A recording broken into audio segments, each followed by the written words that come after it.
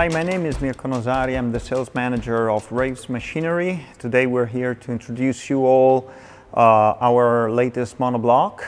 It's a rotary monobloc. Just a side note, I'm not wearing a mask, which we usually do, but yeah, it was way better to speak without a mask, so we will keep our social distancing in between me and the operator and everyone involved in this nice video. I hope you will enjoy it. The first feature I would like to show you is our infit screw, which is controlled by a servo motor. This will allow us a couple of very nice features. First of all, there's no mechanical parts involved, which means zero MRO. It's completely managed by the HMI and the computer. The second is a very interesting feature, which is the fact that if we have one of our nozzles which is faulty, I mean bad luck, or a loading cell which is faulty, we can send the right bottle to the right nozzles, avoiding the load cell or the nozzle which is broken. Therefore, there's no problem. We can keep running the machine without any other issues, and then when we have time, just check the nozzle or the load cell and just fix it. So the second feature that we have here is our safety guide, which means that if we, by any unfortunate chance, we do have a bottle which is tipped over or, I don't know, turned, this will signal the machine that it has to stop before going to ruin or damage our change parts or the machine. We have a sensor here that will allow us to signal to the machine that it has to stop the functioning. Okay, then we have this very important sensor, which is the no bottle, no fill, or no cap, no bottle, no cap. What happens is that if there is a bottle which is missing, we're not going to fill the load cell and drip over the basement, as well as we're not going to pick a cap on the pick and place section and cap nothing, which in that case there would be no bottle at all. Another interesting feature is that this machine is equipped with the quick changeover, which means that you just have to turn those parts. There's no screw involved. You just turn that and change it. As you can see, all the parts are signaled with the red dot F2, so that means that this is one format, and you can do it quite quickly. Here we have another feature which is not that technological, but it shows just the Italian touch and style we have here at Rejves Machinery, which is this conveyor, which is, as you can see, suspended over the frame, that allows us just to being able to clean everything without damaging the conveyor itself or you know, leaving any part dirty. And if we work with food, if we work with all those products that could stain, well, you just have to remove them. And yeah, no mold, no stain, absolutely. And everything will drip into our very nice basement made of stainless steel, for which I will show you on the other part of the machine.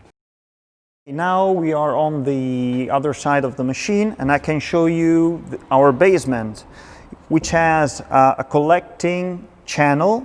So everything that is going to drip will go inside this channel, and then what is going to happen is that this channel will go through here and through the draining pipe. So everything will be kept clean and no stain, no nothing will drip on the floor of the plant, which is always good. So, since we are now on the other side of the machine, on the back of the machine actually, I can show you from a better perspective the filling station, the filling section, sorry. The filling section, as I said before, is a net weight filling section, which means that we have load cells to adjust how much the bottle should be filled. And these load cells are IP69K, which means that not even dust or water or high pressure water can damage the load cell. So clean everything, don't worry, just spray with water and clean everything. There will be no damage to it. We can also talk about our nozzles. Our nozzles are dual stage nozzles, which means that we have a first section that is going to create a small layer on the bottle itself. Then we have a second stage that is going to fill it up very fast. And then we have, again, the first stage that is going to fine-tune the filling of the bottle, which help us to go very fast without provoking any drips or splashing or anything like that. You will have the bottle clean as much as it was entering the filling section. I would like to show you now our capping section. We, as I said, have here 6 capping heads. The chucks are for screw caps. As you can see, this is a mechanical capper. We have our physical cam inside here. On the top we have the engine that is going to provide the speed and the adjustment of the speed of the capping heads, because if we increase the speed of the whole machine, those capping heads cannot go faster. They have to go always at the same speed rate, not to damage the caps. What we can see here is that, first of all, we have this feature, which is very important to absorb any contact with the cap. This will allow us not to damage the cap itself.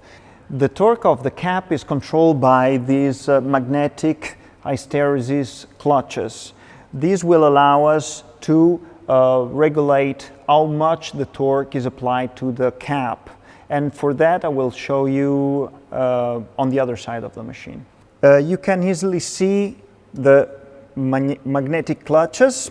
You don't have to use any tools to adjust the torque of this magnetic clutch. Just pull down, move, pull back up, and then you have changed it. Pull down, move, pull up. I would like to show you now the fitting part of the capping section. Here we have the pick and place star. We can see here the system that will allow the cap to be blocked. In case the sensor we saw beforehand noticed that there was no bottle. Therefore, if there's no bottle, this will make sure that no caps is provided to the capping the capping head. Okay, in this part, hidden behind the pick and place star, there are 2 sensors. One will tell the machine that there is no cap. So unfortunately no cap was provided, and so it will tell, okay, we're not going to cap it.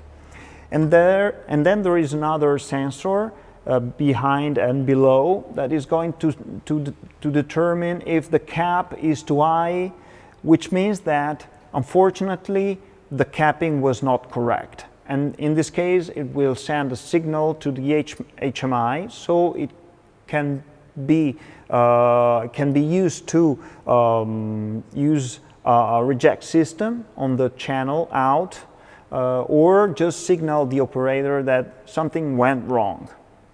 So because we have to cap bottles, we need to fit the caps to the capping section. And to do so, we have here our fitting channel for the caps. This is controlled by hair.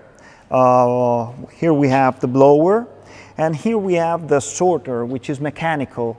And this allows us to just provide the caps at the right side so for the capper to work properly. Of course, this sorter can be adjusted in height through this handle, so to provide the correct angle of the feeding channel to provide the caps to the capping section. Here we have the inlet for the compressed air and also the outlet for example, an air duster gun. As you can see, just below our basement in stainless steel, we have the pneumatic control system that will provide all the compressed air to all the services necessary to the machine. Yeah, everything also pretty neat and clean, and all the cable grouped together so to have a clean working space. Below the same basement we can see the engine that is going to provide the height of the capping section. So different bottles, different formats, you have to have the capping higher or lower. The same applies to the filling section, but it's controlled by a pneumatic system which is inside the machine itself. Therefore, you cannot see it outside of it. Also, we can see the clutch system, which is on every star of the machine. Therefore, if anything gets jammed in the star, well, the machine is going to go through it safely with no damage whatsoever. Now I will show you how it works. As I turn the star, as you can see, the clutch provides the safety for every star. This is mounted on every star in the machine. Here we are on the back of the machine again, and below the stainless steel basement. We can see here the cards that control the net weight filling. Actually, each of them control 2 load cells.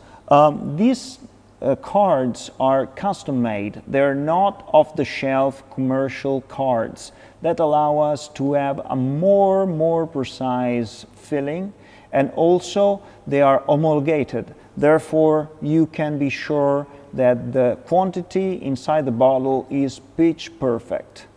Okay, now we can move up again and we can check the stainless steel tank. This stainless steel tank is pressurized, which means that we apply a little bit of pressure to allow the product to go through the nozzles smoothly. To do so, we do have several systems that allow us to understand how much product is inside the tank, but also allow us some safety features if we apply too much pressure to the tank itself. To define the quantity, we do have a sensor, which is basically here beneath, and another one on the top of the machine. The one which sits beneath is going to measure the pressure of the air and the pressure of the product itself. The one on the top is going to measure the pressure of the air. The differential between the two will give us how much product is in the tank. When we apply too much pressure to the tank, we have here this valve that is going to open up, and it will release all the pressure that is going to possibly damage the tank itself and the nozzles. I would like to talk to you about the CAP system, which is easily provided through the HMI, and we're going to move manually this container. We do have actually a couple of sensors to tell the machine that this container is moved forward so that we don't damage the machine if we incorrectly leave this section right below the nozzles. How will it work? Well, we will provide the CAP product through the tank, and then we're going to provide it through the nozzles to clean the nozzles and the tank itself.